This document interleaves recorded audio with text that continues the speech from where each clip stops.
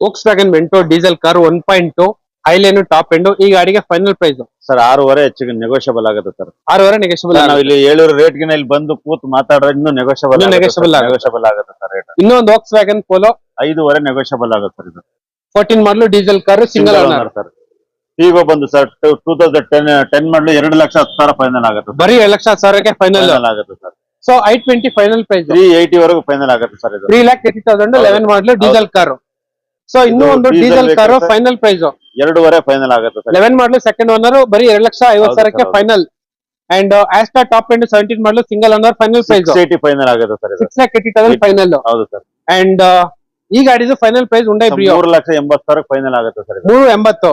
And diesel car ಈ ಗಾಡಿಗೆ final price 5 lakhs ಆಗುತ್ತೆ ಸರ್. ಇದು 5 lakhs ಗೆ ಫೈನಲ್ ಆಗುತ್ತೆ ಸರ್. 14 ಮಾಡಲ್ 14 ಮಾಡಲು. ಅಂಡ್ ಡಿಸೈರ್ ಪೆಟ್ರೋಲ್ ವೆಹಿಕಲ್ ಈ ಕಾರ್ಗೆ ಫೈನಲ್ ಪ್ರೈಸ್ 360 ನೆಗೋಷಿಯಬಲ್ ಆಗುತ್ತೆ ಸರ್. ಇದು 3,60,000 ನೆಗೋಷಿಯಬಲ್.